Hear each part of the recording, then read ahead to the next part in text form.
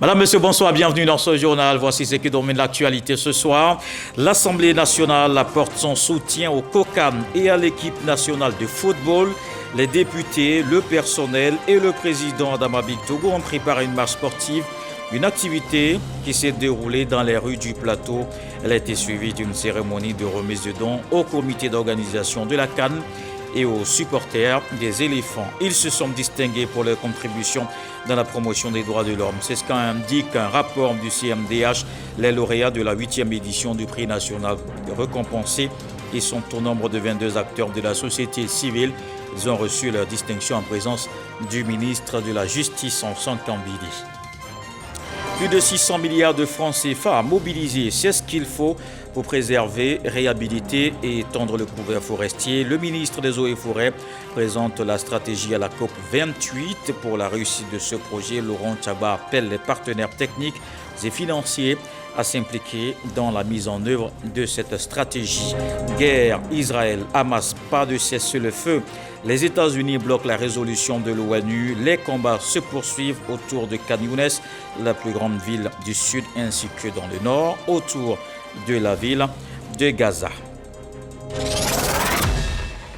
Wobélé, nous voici peuple tafié et Tchébengé avec une richesse culturelle à partager, un voyage au cœur d'une diversité à valoriser, la découverte d'une tradition à pérenniser. Wobélé Festival en 3 éditions s'est imposé comme un rendez-vous culturel avec lequel il faut compter. En témoignent les succès et surtout l'impact social, l'impact économique dans la région du Yambol.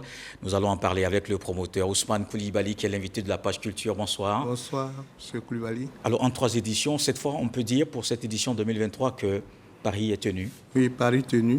On rend grâce à Dieu, on rend gloire à Dieu et nous sommes très contents. Ça s'est très bien passé. Voilà. On va revenir là-dessus dans le détail. Dans une trentaine de minutes, on va faire d'abord le tour de l'actualité. Et disons que c'est toute la Côte d'Ivoire qui vibre déjà au rythme de la Coupe d'Afrique des Nations. L'Assemblée nationale apporte son soutien aux COCAN et aux éléphants. Les députés, le personnel, le président de la Chambre basse du Parlement ont pris part à une marche sportive dans les rues du plateau. Elle s'est soldée par une remise de dons au comité d'organisation et au comité national des supporters des éléphants. Moussa Konaté. Jour de sport ce samedi à l'Assemblée nationale. Tout commence par une séance de fitness, suivie d'une procession. La marche citoyenne sportive des députés, avec à leur tête le président Adama Bictogo. L'acte marque l'engagement de l'institution parlementaire pour une organisation réussie de la CAN 2023 en terre ivoirienne. J'apprécie l'initiative du président de l'Assemblée nationale qui a invité les députés à donner leur caution, leur onction à ce grand événement qui arrive en Côte d'Ivoire pour la seconde fois après Côte d'Ivoire 84. Nous avons marché au moins 2 km, si j'ai pu ainsi dire, sinon 3 km. Cela augure que nous sommes déjà en jambes pour la CAN. Les députés et le personnel de l'Assemblée nationale parcourent les rues du plateau. La marche est partie du palais de l'Assemblée nationale jusqu'à la place de la République. Après le parcours, place à la cérémonie. Dans son allocution, Adama Bictogo traduit toute sa satisfaction pour la mobilisation à cette activité sportive. Il exhorte l'ensemble des élus à apporter leur soutien à la sélection nationale de football. Le président de la République, son Excellence Alassane Ouattara, s'est engagé à organiser cette Coupe d'Afrique 40 ans après. Nous avons donc le devoir de l'accompagner parce qu'il est le capitaine des éléphants, mais nous sommes des joueurs qui constituent l'équipe qui dirige pour que les éléphants gagnent cette Coupe d'Afrique. Le président de l'Assemblée nationale a remis une enveloppe au COCAN ainsi que des gadgets au Comité national des supporters des éléphants, CNSE. Il a reçu également, à son tour, l'écharpe de supporters de l'équipe nationale de Côte d'Ivoire. Voilà qui démontre une mobilisation, surtout une belle fête du football en Côte d'Ivoire qui s'annonce. Allons justement vers le stade Bimpe. Depuis quelques jours, et vous l'avez certainement remarqué, une vidéo fait le tour de la toile. Elle indique que la route nouvellement rénovée est inondée. Nos équipes se sont rendues sur le terrain pour comprendre la situation. Les autorités en charge du projet donnent également des précisions dans ce reportage de Khalil Diomandé. C'est pas normal, ça c'est la voie même du stade. C'est pas normal. Boulevard pour aller au stade Bimpe. Cette vidéo, publiée sur les réseaux sociaux, met en évidence une montée des eaux au niveau de la voie principale du quartier d'Andi des Bimpe, tronçon de la sortie est d'Abidjan. De quoi susciter la réaction des internautes qui s'interrogent sur la qualité de l'ouvrage nouvellement réhabilité. 48 heures après, nous nous y rendons pour mieux comprendre les raisons de cette situation. Premier constat sur les lieux, les canaux d'évacuation d'eau pluviale sont obstrués par des déchets de tous ordres. Les riverains indexent les femmes opérant dans ce marché, jouxtant la chaussée principale. Quand les femmes jettent les ordures dans le caniveau, ça bouche les caniveaux. Ça bouge les caniveaux et l'eau n'arrive pas à passer. Ça gâte le quartier. Je ne veux pas incriminer les entreprises qui ont fait les travaux de la route. Les femmes qui sont dans le marché, voilà, qui jettent des ordures souvent dans l'eau de ruissellement. Les femmes elles sont installées là justement parce qu'on a l'impression que les institutions ne font pas leur travail.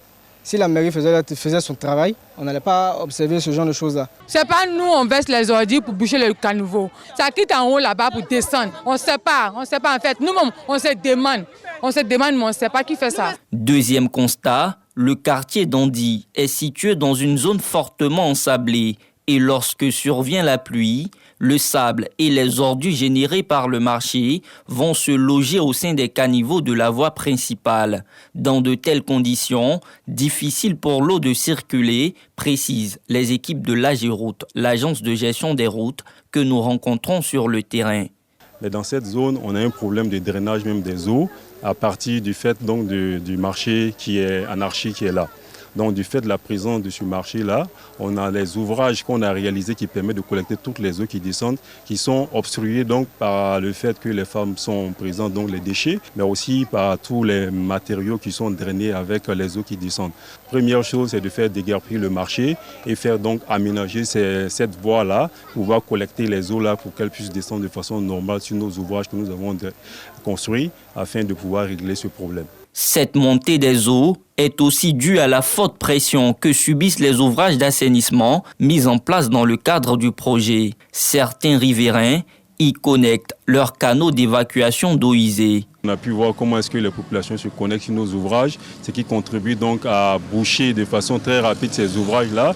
Et donc à terme, ces ouvrages n'arrivent pas à assurer leur fonctionnement de façon convenable. Ce chantier non encore livré a été ouvert partiellement à la circulation afin de faciliter la mobilité des biens et des personnes.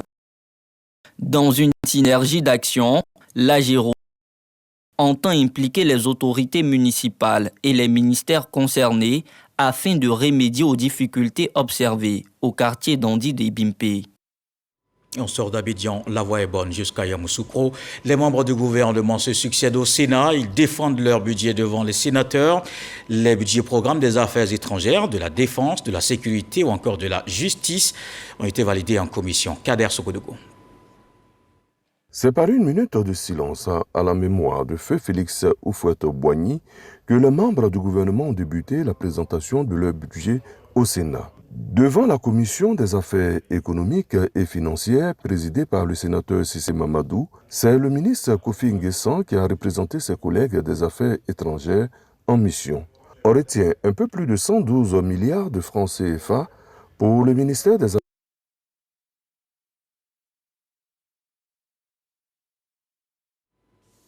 Et nous allons certainement revoir cette vidéo, évidemment, que vous avez constaté qui s'est interrompue en plein milieu. On va revenir sur cette information à Yamoussoukro, au Sénat. Ici, à Abidjan continue. 22 acteurs de la société civile récompensés. Ils sont distingués pour avoir contribué à la promotion des droits de l'homme toute l'année 2023. C'est ce qu'indique un rapport du CMDH. Les lauréats de la 8e édition du prix national ont reçu leur distinction au cours d'une cérémonie. Souleymane Donisongou, Abdoulaye Koné. Ce sont au total 22 pionniers des droits de l'homme et acteurs émérites qui ont été distingués ce vendredi. Chacun d'entre eux est reparti avec un prix de reconnaissance pour l'ensemble de leurs travaux. Je pense aux hommes et aux femmes qui, au prix de nombreux sacrifices, dirigent des organisations non gouvernementales œuvrant dans le domaine des droits de l'homme. Ils méritent de figurer au palmarès de ce jour. Je les encourage à œuvrer au profit des populations vivantes en Côte d'Ivoire pour un mieux-être et le respect de leurs droits. La présidente du Conseil national des droits de l'homme justifie le thème de cette 8e édition.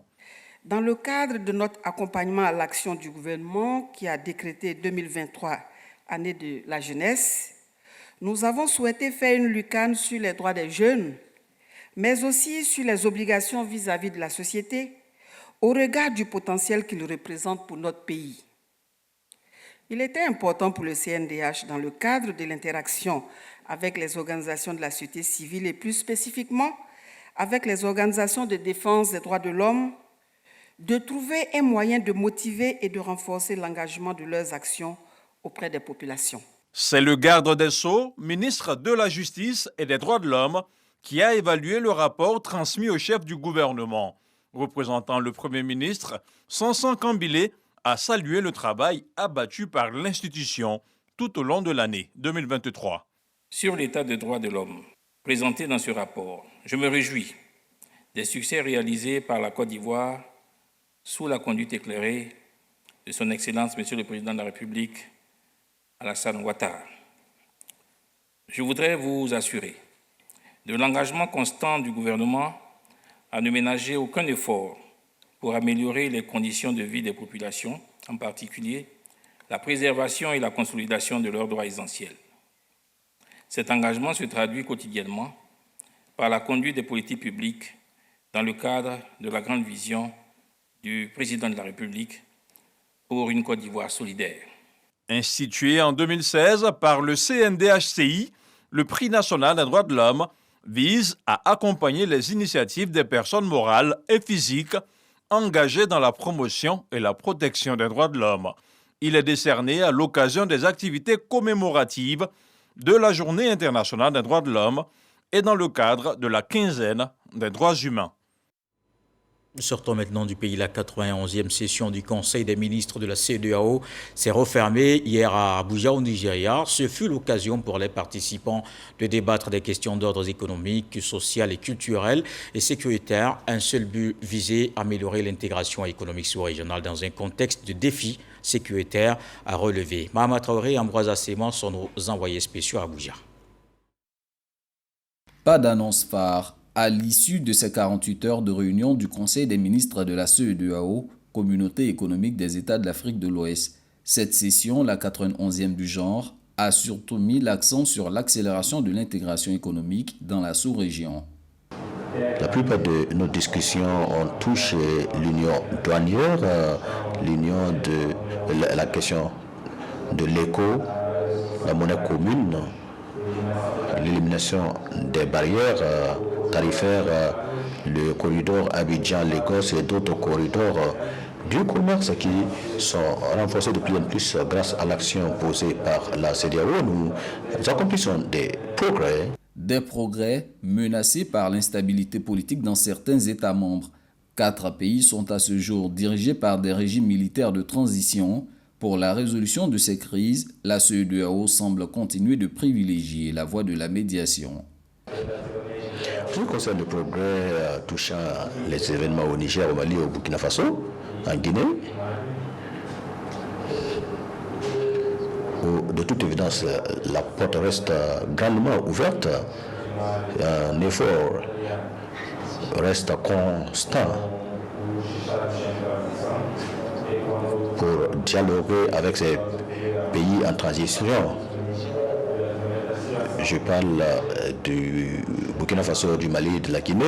Pour ce qui concerne la Guinée, nous continuons de mener des efforts pour résoudre la situation qui est en cours dans ce pays et nous fondons de l'espoir que cette situation connaîtra une résolution dans le futur très proche. Les recommandations de cette 91e session du Conseil des ministres de la CEDEAO seront soumises à la décision finale de la conférence des chefs d'État et de gouvernement qui se réunira ce dimanche 10 décembre à Abuja.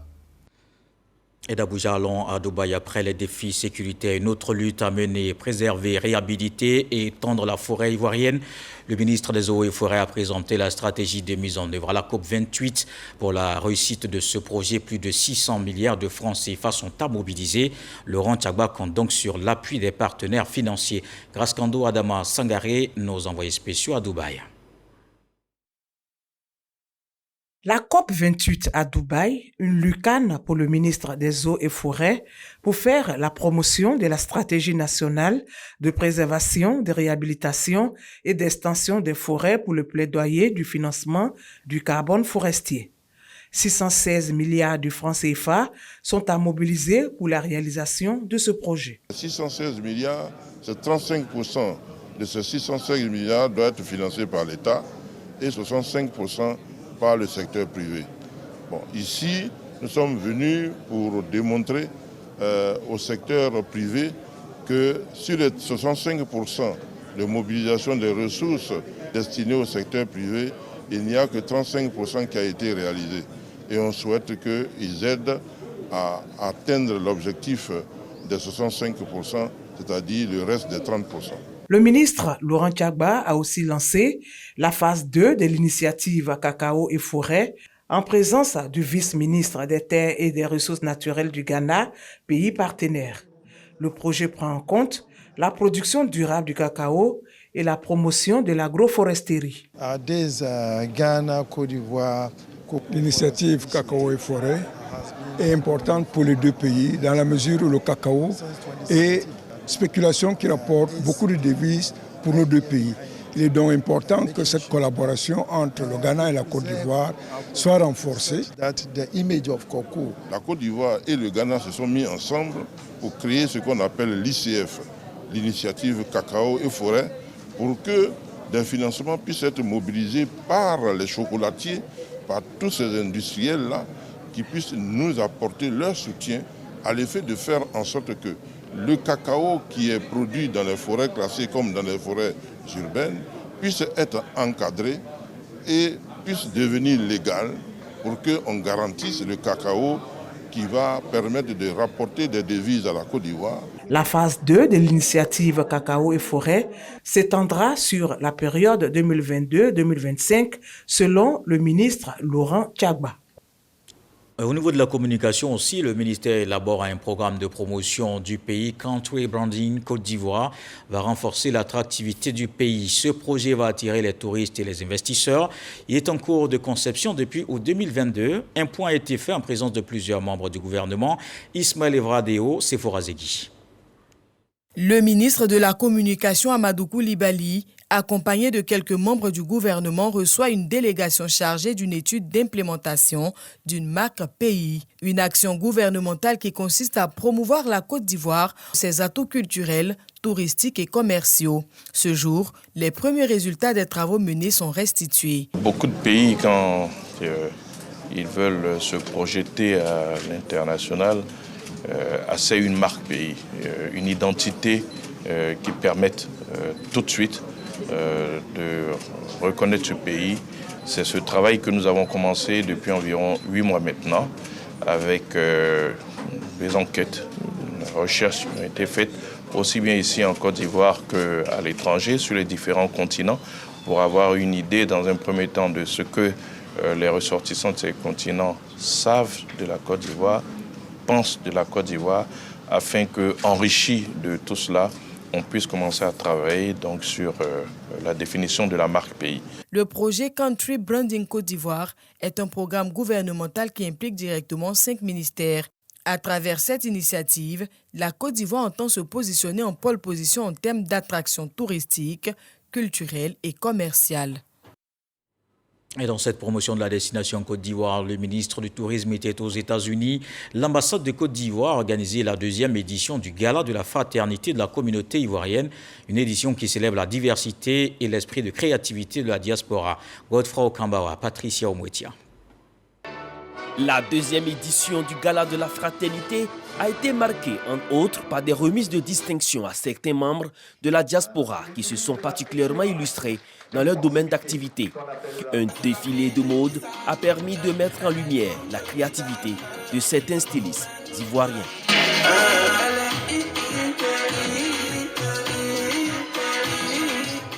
Occasion pour l'ambassadeur Ibrahima Touré de féliciter les récipiendaires et de les exhorter à travailler davantage. Que ce soit dans les domaines des affaires, des sciences, des arts, du sport, de la technologie, de la société civile et j'en passe, la contribution de la diaspora, une contribution multiforme, a un impact positif et durable sur l'image de notre beau pays. Ce gala est donc l'occasion de célébrer leur succès et de reconnaître leur rôle crucial, le rôle crucial qu'ils jouent, témoins que nous sommes de leurs efforts inlassables pour promouvoir la culture ivoirienne, renforcer les liens économiques avec les États-Unis et participer activement à la construction d'une Côte d'Ivoire prospère et inclusive. Le parrain de la cérémonie a exprimé sa fierté de voir ses compatriotes se distinguer par leur génie. Au moment où vous célébrez la créativité, l'ingéniosité de nos concitoyens ici, je voudrais dire que le président de la République sera saisi de cette initiative. Initiative, somme toute heureuse, qui a le mérite de mettre en lumière la capacité de travail, mais surtout l'esprit de sacrifice de nombre de nos concitoyens qui n'ont de cesse de faire parler d'eux en bien. Ce gala a été mis à profit pour une levée de fonds afin de soutenir l'ONG Sanata Traoré, active dans la lutte contre le cancer du sein en Côte d'Ivoire. Les ambassadeurs du Tchad près des États-Unis et celui de la Côte d'Ivoire près du Canada, ainsi que le représentant permanent de la Côte d'Ivoire auprès des Nations Unies, étaient tous présents pour apporter leur soutien à cette deuxième édition du Gala de la Fraternité. Et ici en Côte d'Ivoire, il y a des opportunités dans le cadre du PJGouv. Pour la CAN 2023, 5000 jeunes vont bénéficier de formations dans les métiers de sport. Cette formation offre des possibilités d'insertion directe. Le ministère de la Promotion de la Jeunesse en est l'initiateur. Il prépare ces jeunes à une carrière dans le domaine des sports. Mamadou Touré, ministre en charge de la jeunesse, et Metch Adjesilas, ministre délégué auprès du Premier ministre en charge du sport et du cadre de vie, publie officiellement la liste des 5000 bénéficiaires retenus pour la formation dans le domaine sportif. Inscrit dans le programme jeunesse du gouvernement, ce projet offre des opportunités d'insertion directe dans les métiers du sport. Il répond à l'ambition du président de la République, Alassane Ouattara, celle de consacrer cette année à la jeunesse. Ces 5000 jeunes qui vont commencer leur formation, c'est aussi de façon concrète l'application de l'année de la jeunesse. L'objectif qui nous a été assigné par le Premier ministre, c'est de faire en sorte que 100% de ces jeunes, au bout de leur formation, puissent avoir une opportunité d'insertion professionnelle. Déjà, près de 3 millions ont été mobilisés et disponibles pour accompagner leur insertion. Mais nous allons continuer donc à mobiliser toutes les entreprises pour que, après ces formations, ces 5000 jeunes puissent donc avoir une opportunité durable d'insertion professionnelle. La CAN aura lieu donc dans un mois. Il ne faut pas voir seulement la construction physique des bâtiments, stades, etc., mais regarder aussi de plus en plus toutes ces opportunités que l'organisation d'un tel grand événement offre à la jeunesse de notre pays. Ces 5000 bénéficiaires seront répartis dans 61 structures issues de 26 localités du territoire national. Ce projet entend mettre à contribution les jeunes dans l'organisation de la 34e édition de la Coupe d'Afrique des Nations. Il s'agit de former une main-d'œuvre ivoirienne à mettre à la disposition des infrastructures sportives pour la CAN afin d'assurer la gestion et la maintenance pendant et après la CAN. Il s'agit également de donner de l'emploi à un grand nombre de jeunes et de personnes évoluant dans ce secteur. Il s'agit également de booster la pratique du sport en Côte d'Ivoire et contribuer à la professionnalisation des pratiques dans les différentes disciplines sportives et de contribuer au développement de l'entrepreneuriat dans le sport en Côte d'Ivoire. Ce projet de formation au métier du sport est estimé à 4 milliards de francs CFA. Il sera sanctionné par la délivrance de certificats aux bénéficiaires. Un reportage de Frédéric Koulaï, Jean-Marc Djadji. Dans l'actualité politique, les jeunes du RHDP en Assemblée générale, plus de 1200 électeurs, vont choisir le président de la jeunesse du Rassemblement des Oufouettistes pour la démocratie et la paix. Plusieurs personnalités du parti étaient au Parc des Sports de Trècheville. Éric Goré. Parc des Sports de Trècheville, c'est dans cette salle que se tiennent les travaux du congrès des jeunes du RHDP. Tout le dispositif est en place et dehors, il y a du monde. Seuls les congressistes ont eu accès à la salle. Pour les organisateurs, cette assemblée générale a lieu selon le règlement en vigueur. Il s'agirait pour les jeunes du parti de désigner celui en qui la jeunesse placera sa confiance pour conduire la politique du parti au sein de la jeunesse. Nous sommes très satisfaits d'abord de la manière dont la campagne s'est déroulée. Ça a été une campagne exemplaire, une campagne qui s'est faite dans le fair play, dans le respect du code de conduite que tous les candidats ont bien voulu accepter, c'est-à-dire s'abstenir de faire des attaques. Le bureau sortant, quant à lui, attend beaucoup du nouveau président élu. Nous attendons véritablement du président élu la continuité de ce que nous avons commencé. Le secrétaire exécutif du parti des Oufouettistes, Cissé Ibrahima Bakongo, ouvre les débats. Je voudrais donc ici rendre hommage au président Alassane Ouattara. 2025, c'est déjà aujourd'hui. Et nous avons demandé d'organiser ces assemblées générales avant 2024, c'est permettre à ceux et celles qui constituent la force combattante de notre parti, c'est de leur permettre de se mettre en jambe déjà. L'Assemblée générale des jeunes du RHDP enregistre d'éminentes personnalités venues apporter leur soutien, dont le président de l'Assemblée nationale, Adama Bictogo, et la présidente du Sénat, Kandia Camara. Occasion pour Mamadou Touré, président de cette Assemblée générale élective, d'indiquer les différentes étapes de ce congrès. Les électeurs et candidats n'ont pas plus de 35 ans. Les dernières stratégies mises en place pour le succès de cette Assemblée générale. Déjà, le rassemblement des Oufouettistes pour la démocratie et la paix se prépare pour 2025. Dans le Haut-Sassandra, le maire de Saïwa a installé. Des membres du gouvernement ont effectué le déplacement pour soutenir le nouveau maire Ibrahim Lokpo, élu sous la bannière du RHDP. Il promet de respecter ses engagements et faire de cette sous-préfecture d'ici une commune prospère. Eugène Atoubé. Monsieur le maire, asseyez-vous dans votre fauteuil. Élu maire de la commune de Saïwa aux dernières municipales, Ibrahim Lokpo peut officiellement prendre fonction. Il tient sa promesse aux populations de faire de sa cérémonie d'installation une fête de la cohésion et de vivre ensemble, en même temps qu'il les convainc de ses appuis au niveau du gouvernement.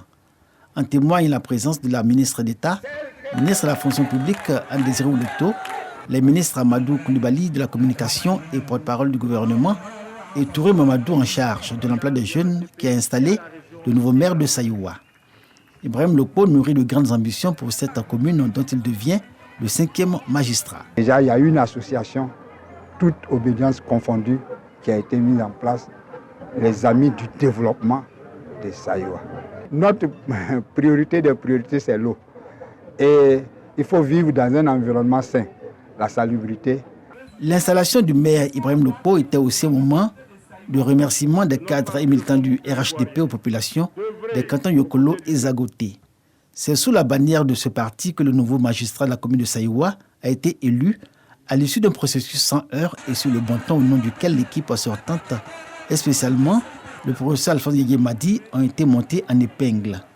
Un acte de responsabilité et de démocratie que la ministre Anne Désiré Ouletto en trouva comme favorable au développement de Saïwa. Je voudrais réitérer mes remerciements à vous tous ici qui avez choisi la paix pour qu'il y ait le développement à Saïwa. Vous avez choisi le vivre ensemble pour qu'il y ait le développement dans le Haut-Sassandra. Nous voyons la situation des femmes, nous verrons la situation des jeunes et nous saurons si Saïwa est en paix. Mais déjà avec votre message, je sais par la foi que Saïwa sera en paix et que le développement sera partout à Saïwa et dans la région du Haut-Sassandra. Bon vent, Ibrahim Lokpo. Saïwa est chef-lieu de sous-préfecture dans le département d'Issia, région du Haut-Sassandra. Une localité riche de son potentiel agricole et de son harmonie intercommunautaire, des atouts que veut capitaliser le maire Ibrahim Lokpo pour faire prospérer sa commune. Dans le reste de l'actualité, guerre Israël-Hamas, pas de cessez-le-feu. Les États-Unis ont bloqué la résolution de l'ONU pour une trêve humanitaire. Les combats se poursuivent autour de Khan Younes, la plus grande ville du sud, ainsi que dans le nord, autour de la ville de Gaza. L'armée israélienne a étendu cette semaine ses opérations jusque dans le sud, où sont réfugiés près de 2 millions de civils et sont désormais acculés dans un territoire de plus en plus exigu. On ouvre la page culture.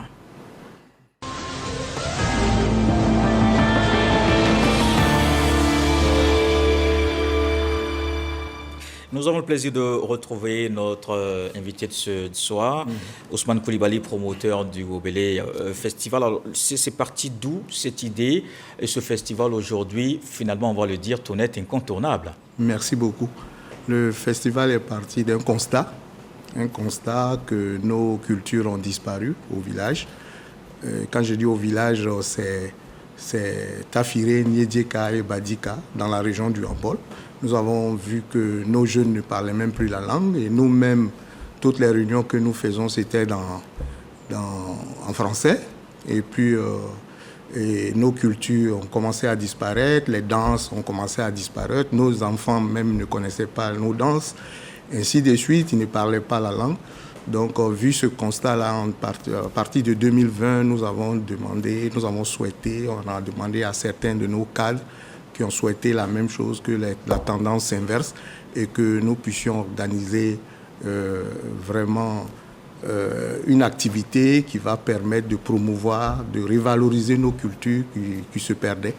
Et donc, à partir de 2020, nous avons fait un test, nous avons fait une première édition et c'était bon. En 2021, nous avons fait maintenant une grande édition et nous avons été soutenus à l'époque par le gouverneur de la BCAO qui est aujourd'hui le vice-président. Et en 2023, je peux dire que là, franchement, nous avons vraiment le Wobélé Festival gagne en maturité. La maturité. Et donc, c'était la 3e édition, c'était l'édition de la maturité, si on peut le dire ainsi. Aujourd'hui, c'était quoi en 2023 les grandes articulations, ce qu'il y avait au menu vraiment de façon principale? Les grandes articulations, d'abord, c'était le concours de danse, le danse traditionnel, autour de 2 danses principales qui sont le Kori et le Nangbo, et puis le Sita aussi. Et donc, ces 3 danses-là ont permis justement de mettre en compétition des groupes qui sont issus de ces 3 sous-préfectures, comme je l'ai dit, Niédieka, Tafiré et Badika. Et puis, évidemment, nous avons mis un accent particulier sur l'apprentissage de la langue. Et donc, aujourd'hui, nous avons 2 niveaux d'apprentissage. Le premier niveau... Nous allons en parler justement tout à l'heure. Le temps de regarder justement ce que dit Soro Corona sur la question, cette 3e édition, et on se retrouve. Merci. Tafiré, 3e édition du Wobélé Festival. Une édition qui enregistre la présence du vice-président de la République, Temoko Méliette Kone, fils du terroir.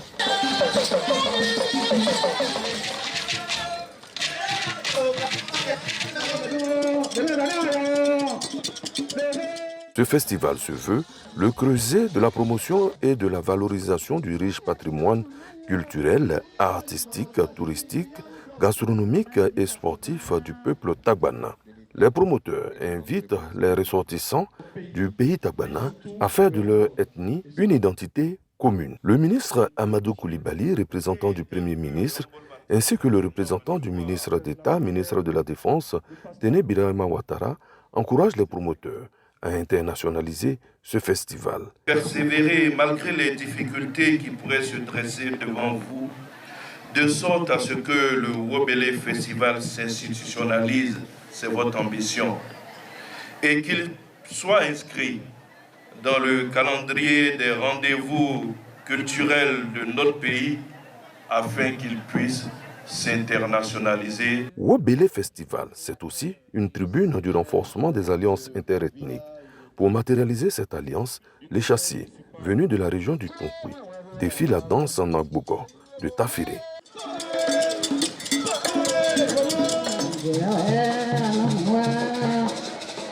Des stands ont été dressés afin d'exposer le savoir-faire et le savoir-être du peuple tagbana, à savoir la production du miel, du beurre de karité et du pain tissé. La 3e édition du Wobélé Festival avait pour thème jeunesse et développement. Alors justement, la jeunesse était au cœur de cette édition 2023. Exactement. Quelle était la contribution des jeunes de ces 3 départements de Tafiré? La contribution s'est fait sentir dans l'organisation même du Wobélé, parce que nous avons eu au total près de 1000 bénévoles qui nous ont permis d'organiser cela. Ensuite, nous avons sollicité la jeunesse pour l'organisation de la conférence, une conférence panel sur les méfaits de la drogue, et puis les sensibiliser aussi sur le fait qu'il faut travailler à travers des mentors.